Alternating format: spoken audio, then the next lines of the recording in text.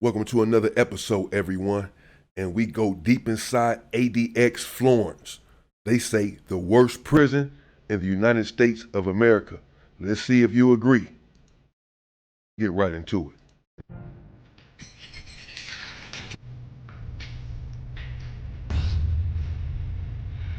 In the remote, rugged landscape of Colorado, a fortress of concrete and steel stands ominously, hidden away in Fremont County, south of Florence. This fortress, the renowned ADX Florence, or the Florence Supermax, is the most secure prison in America, designed to be more than just a maximum security prison, but a place where the most dangerous and violent inmates are kept under the strictest control. What is life like in this prison? Who are the dangerous inmates here? Join us on this thrilling episode as we explore inside the worst prison in the United States. The worst prison in the United States. This prison, often called the Alcatraz of the Rockies, is part of the federal correctional complex, Florence, which spans 49 acres of land. Within this complex, different facilities house inmates under varying levels of security, but ADX Florence stands out as the most feared.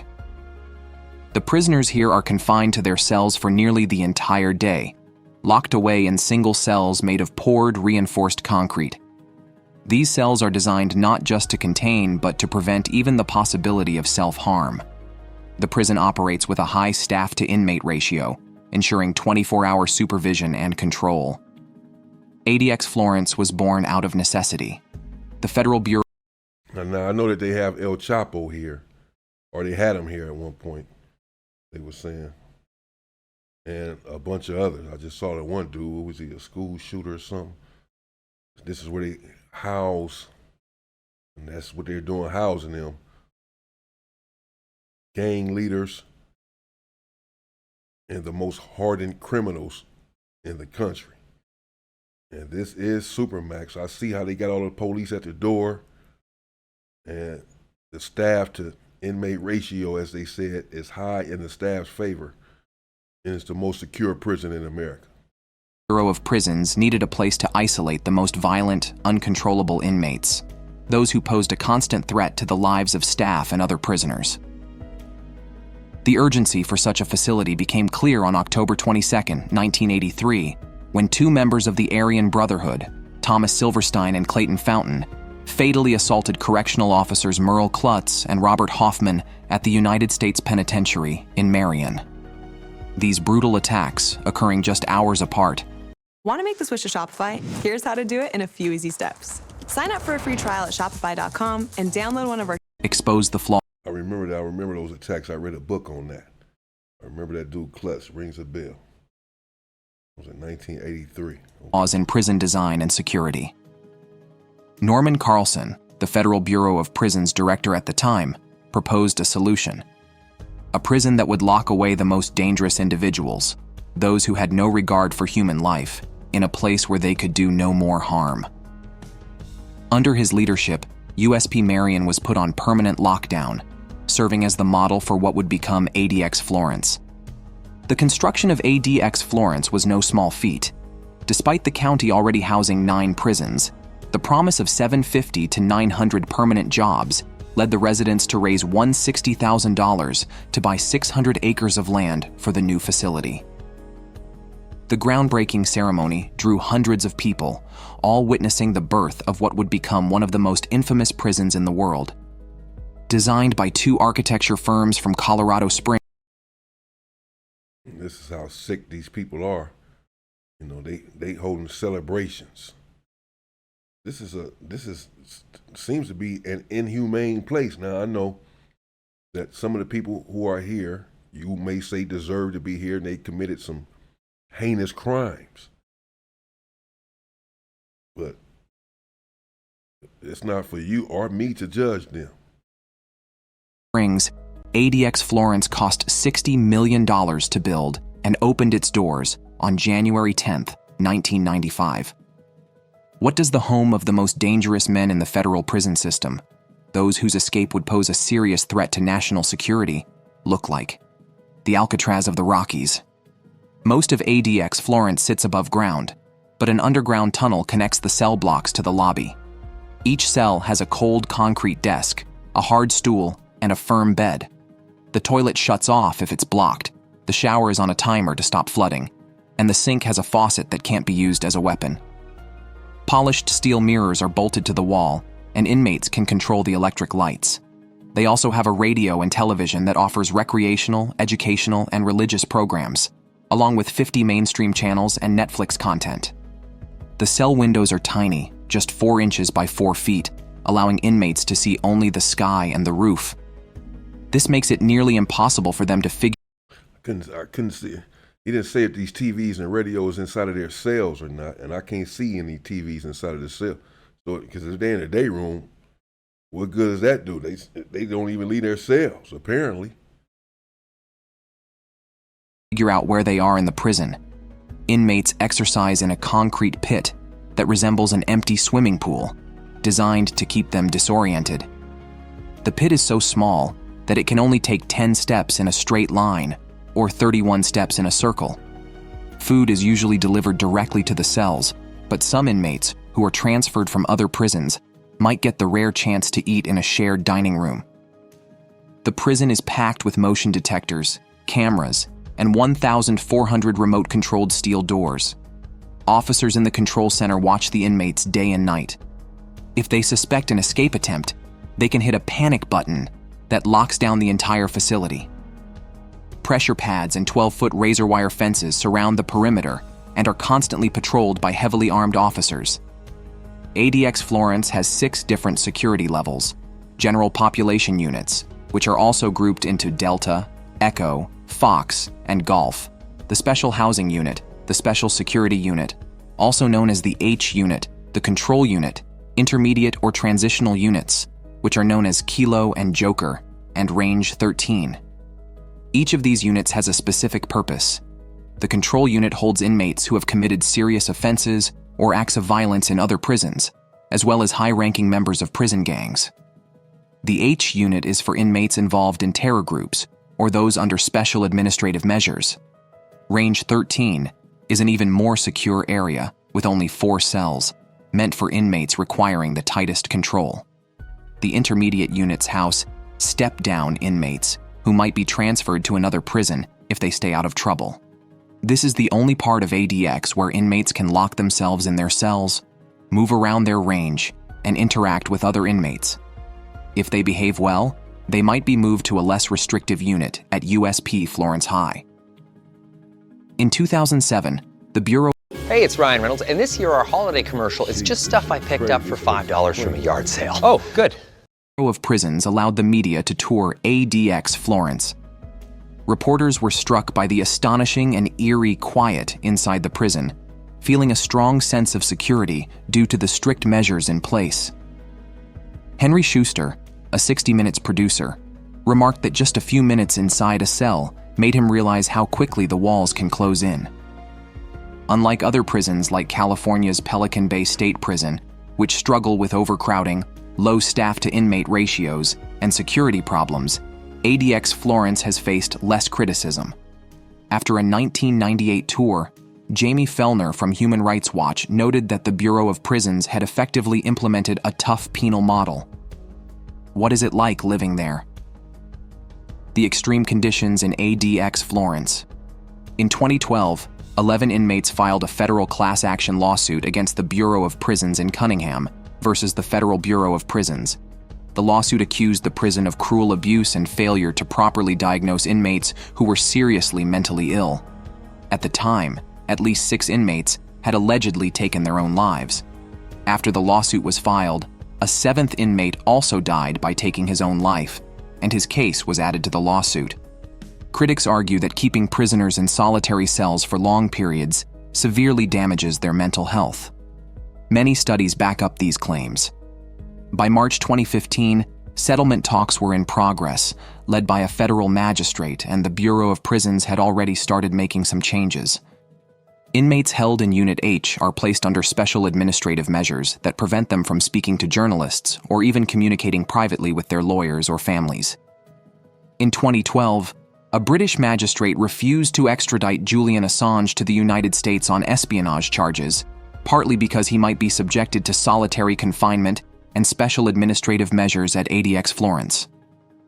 However, on July 7, 2021, the High Court of Justice for England and Wales allowed the US to appeal this decision with the assurance that Assange will not be subject to SAMs or imprisoned at ADX if extradited. At least 8 inmates have died or are suspected of dying by self-inflicted harm at the facility. The first was 37-year-old Kevin Lee Wilson, who passed away on June 17, 1999. He was serving a 66-year and 10-month sentence. Wilson, a bank robber from Glendale, California, was convicted of multiple counts of armed robbery, carrying a firearm during a crime of violence, and being a felon in possession of a firearm.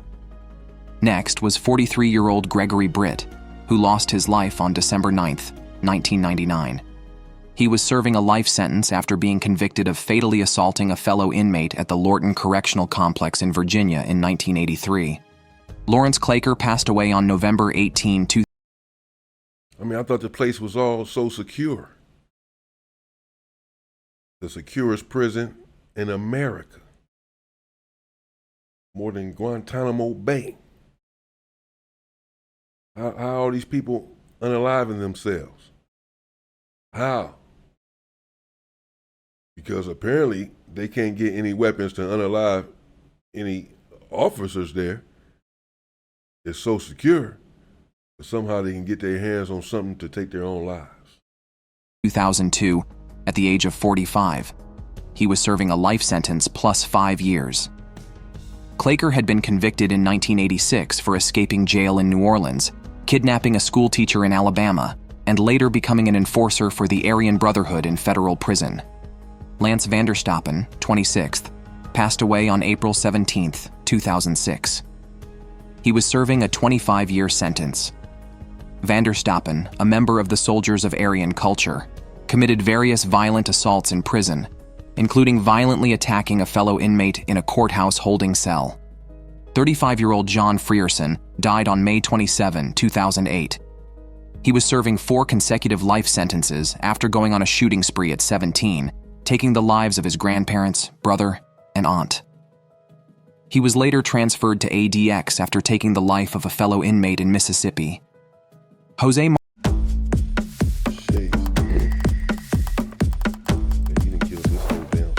Martin Vega joined the list on May 1, 2010. He was serving 4 consecutive life sentences plus 190 years. Vega was a gang member from New York convicted of multiple counts of racketeering and armed drug trafficking. Robert Gerald Knott took his life on September 7, 2013.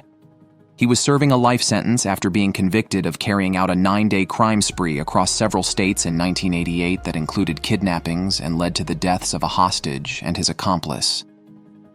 Finally, 42-year-old Jamie Gerald McMahon died on November 13, 2017.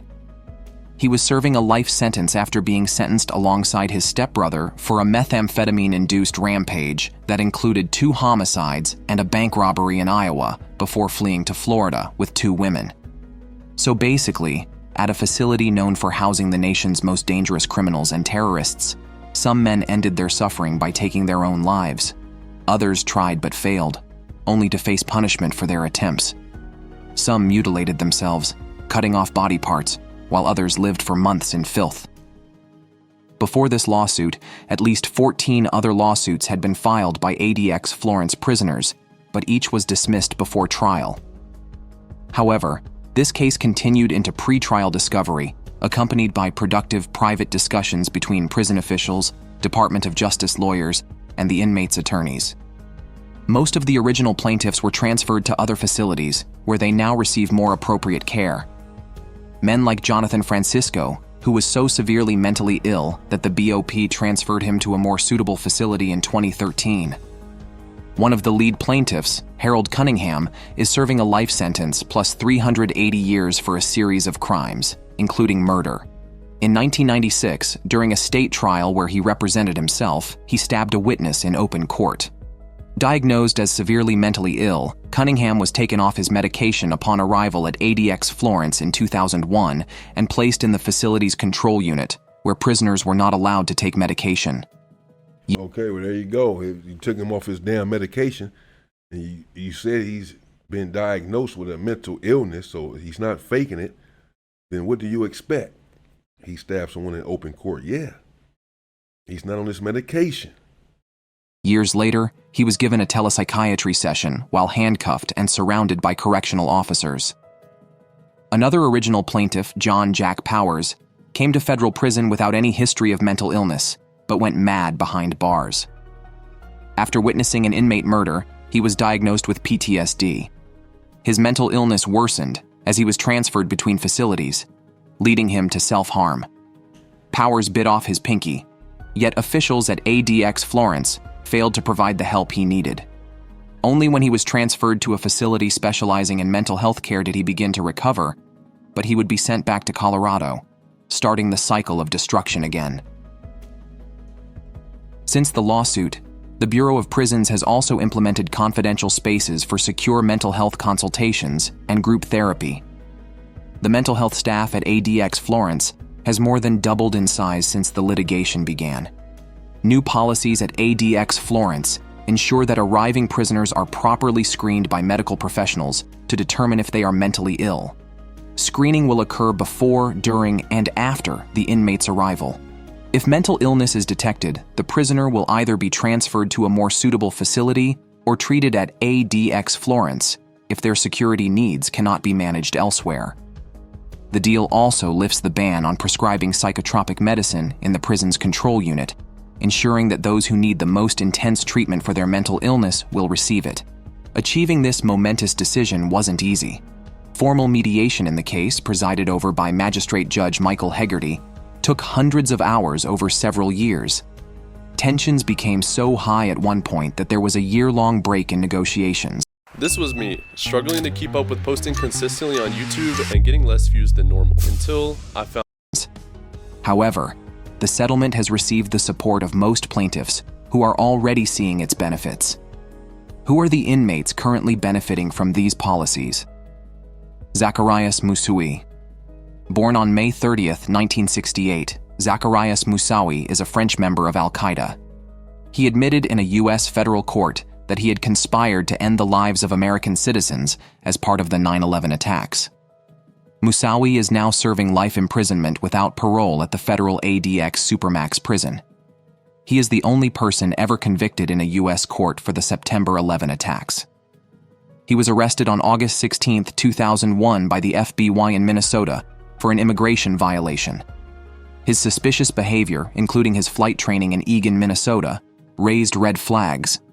By December 11, 2001, he was indicted by a federal grand jury on 6 serious charges: conspiring to commit terrorism, hijacking aircraft, destroying aircraft, using weapons of mass destruction, taking the lives of U.S. employees, and destroying property. Federal prosecutors argued that Moussaoui was meant to be the 20th hijacker in the September 11 attacks, possibly replacing Ramzi bin al-Shibh. Bin al-Shibh and Zakaria Essabar had their visas denied. However, prosecutors struggled to link him directly to the 19 attackers. Moussaoui's trial was closely watched as a measure of how fairly the U.S. handles terrorism suspects. During the trial, he first claimed he was not involved in the 9/11 attacks, but was planning a separate attack. While some Al-Qaeda members backed his claim of a different plot, prosecutors dismissed it as unlikely. On April 3, 2006, Moussaoui was deemed eligible for the death penalty. As he left the courtroom, he defiantly shouted, "You will never get my blood. God curse you all." On May 3, 2006, the jury decided against the death penalty. The following day, Moussaoui was sentenced to life in prison without parole. As he was escorted out, he clapped his hands and declared, "America, you lost, I won." Judge Brinkema responded harshly, saying he would die with a whimper and never get a chance to speak again. Johar Tsarnaev. Dzhokhar Jahar Anzorovich Tsarnaev, born on July 22, 1993, is an American terrorist of Chechen and Avar descent. He was responsible for the horrific Boston Marathon bombing. On April 15th, That's what it was. I thought he was a school shooter. I remember seeing that picture in this other dude, Al-Qaeda dude. They all at ADX Florence, and this is where it's, yeah, that's why it's so secure. Supermax. ADX Florence is Supermax, as we can see. Look at the people who were there housing here. 2013, Tsarnaev and his older brother, Tamerlan Tsarnaev, placed deadly pressure cooker bombs near the finish line of the marathon. The bombs exploded, ending the lives of 3 people and injuring 264 others. Just 3 days later, on April 18, 2013, the Tsarnaev brothers carried out another brutal attack. They shot at and fatally injured MIT police officer Sean Collier while in a fierce shootout with the police. Tamerlan was killed, and Dzhokhar, who was injured, still managed to escape. On the night of April 19th, after a massive manhunt by thousands of police officers, Dzhokhar Tsarnaev was found hiding in a boat in a resident's backyard in Watertown, Massachusetts. During questioning, Tsarnaev admitted that he and his brother had planned to attack Times Square in New York City. He also revealed that their actions were partly inspired by Anwar al-Awlaki. Tsarnaev was tried and found guilty of 30 serious charges, was sentenced to death, and is on death row at ADX Florence. Noshir Shariarji Gawadia. In October 2005, authorities questioned Gawadia twice and searched his lavish multi-million-dollar home in Hawaii. Later that month, he was arrested and charged Grow your event business with HoneyBook They got a and death get row beautiful there too. client This is proposals. high security ADX with leaking Florence. They got a death row in the prison. secret defense information to unauthorized parties. The sensitive information related to the B2 project was shown to at least 8 foreign countries, revealing details about the B2's stealth technology. Gawadia confessed to passing on the classified information to boost his reputation with potential clients for future business. After his arrest, Gawadia was held without bail. On October 26, 2005, he was charged in the United States District Court for the District of Hawaii with willfully communicating, delivering, or transmitting national defense information to someone not entitled to receive it, which could harm the U.S. or benefit a foreign nation. On November 8, 2006, a federal grand jury in Honolulu indicted Gawadia on 18 counts. The indictment revealed that Gawadia had secretly designed a stealth cruise missile nozzle for China, making it harder to detect. The indictment accused him of conspiring to break the Arms Export Control Act by agreeing to design and test this stealth technology for China without U.S. approval. It also detailed his 6 trips to China, his secretive emails with co-conspirators, and his covert travel to assist China in developing the stealthy nozzle. Additionally, Gawadia was charged with 3 counts of willfully sharing classified information with Chinese representatives to benefit China and harm the U.S. He also faced 2 counts of unlawfully passing classified information to individuals in China who should not have received it. Furthermore, Gawadia was accused of helping design stealth technology for Chinese missiles and of money laundering. Damn. James J. Marcello. On December 15, 1992, federal authorities charged Marcello and notorious mob boss Sam Wings Carlisi with racketeering. Marcello was accused of being Carlisi's underboss, overseeing criminal operations in Chicago's western suburbs. The following year, on December 16, 1993, Marcello, Carlisi, and 5 other crew members were convicted of racketeering. Marcello was particularly found guilty of running illegal bookmaking, street tax, and loan sharking schemes in western Cook County and DuPage County. Both Marcello and Carlisi were also convicted of plotting to end the life of gangland associate Anthony Dadino, who had become a potential informant. Additionally, Marcello was convicted of funding mobster Lenny Patrick's loan sharking business and ordering a firebomb attack on the Lake Theater in Oak Park during a labor dispute. On April 5, 1995, Marcello was sentenced to 12.5 years in prison. In a defiant statement, he told Judge Paul Plunkett, "If my name wasn't James Marcello, I wouldn't be standing in front of you. That's all I have to say," as reported by the Chicago Tribune on April 6th. What the hell did that mean? His name was James Marcello. 1990. What are you trying to say with that? I don't get it. I'm missing. 5. I don't get it. Marcello was released from a federal prison camp in Milan, Michigan on November 2003 and returned to his home in Lombard, Illinois. After his release, he started working for DVD Management, a nursing home operator in Oak Brook Terrace, Illinois. But then the family secrets trial began. Marcello and his younger half-brother, Michael Mickey, faced murder and racketeering charges. Marcello was accused of several murders, including Nicholas D'Andrea in 1981, Nicholas Cirillo Sr. in 1982, and the notorious Spilatro brothers in 1986. Damn. The indictment also alleged Was that a father and a son and then two brothers? that the Marcellos ran a profitable video gambling business called M&M Amusement from 1996 to 2004. Shortly after his indictment, Marcello tried to secure his release on bond by offering properties worth $12.5 million, including several high-value homes.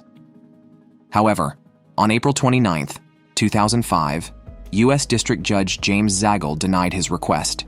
In September 2007, Marcello was convicted of racketeering conspiracy, involving years of extortion, loan sharking, and murder.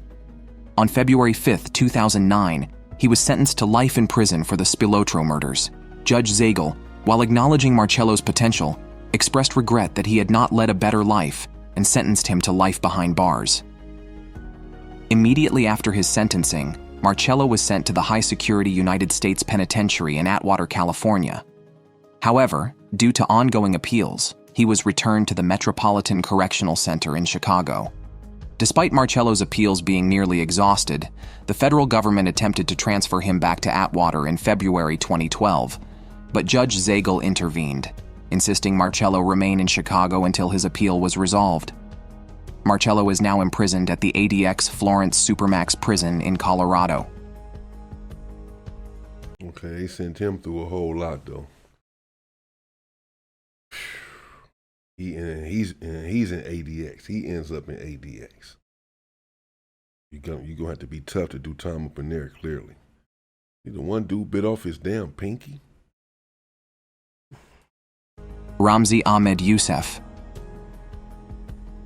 On September 1st, 1992, Youssef arrived in the United States with an Iraqi passport of questionable authenticity. His companion, Ahmed Ajaj, carried several fake documents. Look at this dude. He looks suspect. He looked like he up to something, bro. Straight up. Look at his eyes.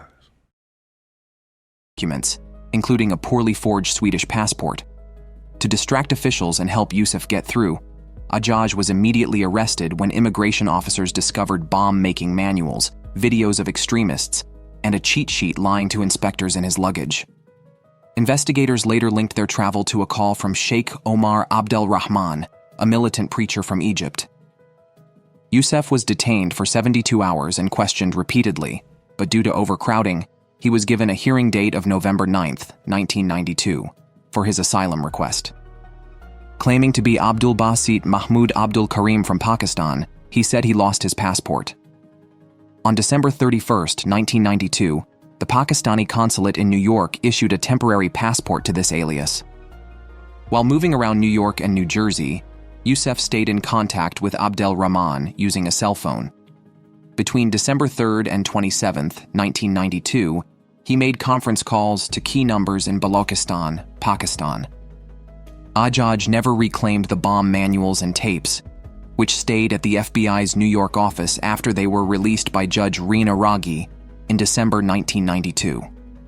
Youssef, along with Mohammed Salame and Mahmoud Abu Halima, began assembling a massive 1,500-pound bomb in his Jersey City home.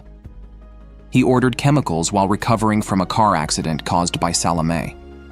On December 29, 1992, Ajaj warned Youssef that picking up the manuals might endanger his business. One book Ajaj carried was later identified by the FBI as having the word Make 2025 the year you make your brand. Bomb. Make open for business. Al-Qaeda. A 1,500-pound bomb inside of his. This dude is crazy. What if it goes off?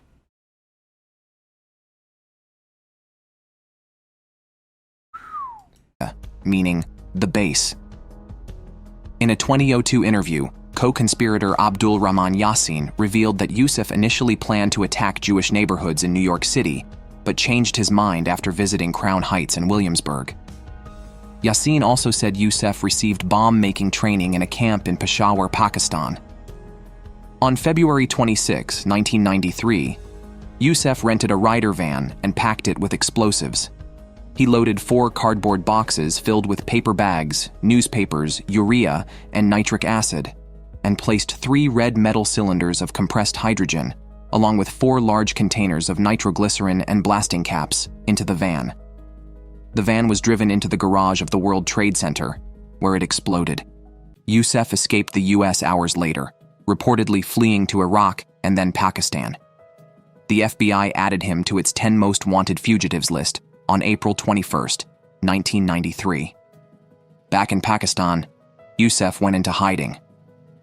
That summer, he allegedly tried to assassinate Pakistani Prime Minister Benazir Bhutto, but the plot failed when police intervened. Yusef fled, and the bomb he was handling exploded prematurely. On December 11th, This dude keep on fleeing. He keep getting away. We talking about after blowing shit up, he's getting away. 1994, Yusef carried out a trial run by boarding Philippine Airlines Flight 434 from Manila to Tokyo, with a stop in Cebu. Using a forged Italian passport, he assembled a bomb in the airplane's lavatory and set it to detonate in 4 hours. Although the bomb exploded while the plane was flying over Japan, it only killed 1 passenger, Haruki Ikegami, and injured 10 others. The explosion caused damage, but did not destroy the aircraft, which made an emergency landing in Okinawa. The plane became a crime scene, and investigators traced the clues back to Manila. Returning to Manila, Yusef prepared more bombs, but a fire in his apartment led to a police raid. They discovered plans for attacks, including a plot to crash planes into CIA headquarters. Authorities were alert, and the Federal Aviation Administration warned airlines. After the Iranian shrine bombing, Yusef began planning the Bojinka plot, which included attempts to assassinate Pope John Paul II and bomb several flights. Despite a global manhunt, Okay, so yeah, he going after people. He trying to unalive some heavy hitters. He going after shit. He trying to knock shit down. Whoa. Yusef escaped to Pakistan. This dude keep escaping.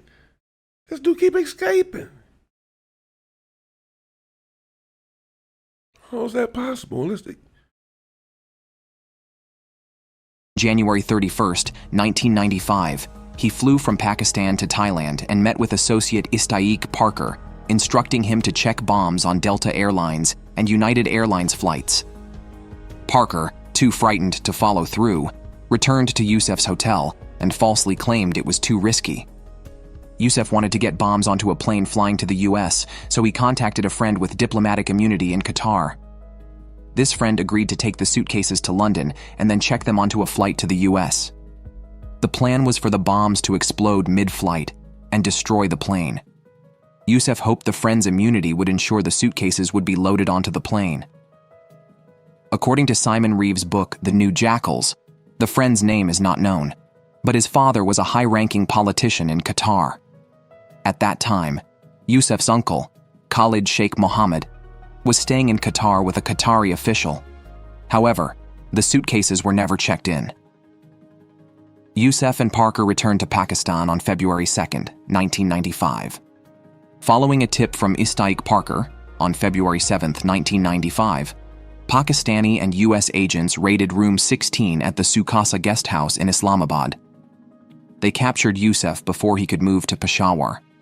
Parker was later paid $2 million for providing the information that led to Yusef's capture. During the raid, agents found flight schedules for Delta and United Airlines and bomb parts hidden in children's toys. Yusef had chemical burns on his fingers. He was sent to a federal prison in New York City until his trial. On September 5th, 1996, Yusef and 2 accomplices were convicted for their roles in the Bojinka plot and were sentenced to life in prison without parole by U.S. District Court Judge Kevin Duffy. On November 12, 1997, Yusef was found guilty of masterminding the 1993 World Trade Center bombing.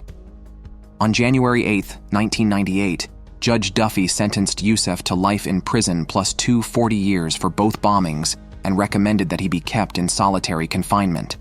Youssef is currently held at the high-security Supermax prison, ADX Florence, in Florence, Colorado. The handcuffs he wore when captured are displayed at the FBI Museum in Washington, D.C. Thanks for watching. So he got his handcuffs as a souvenir. Wow, this is deep. All of this shit is deep. This damn terrorist. What the hell? And then this ADX Florence. It's not a prison for anyone, man. Wow. This is going to stick with me for a minute. Just looking at what they're going through in there. It does seem extremely high security. Supermax for sure.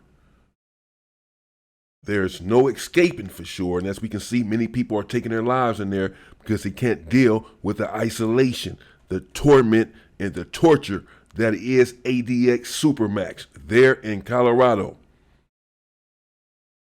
Stay the hell out of prison. That's the only remedy. Stay safe and stay free, people.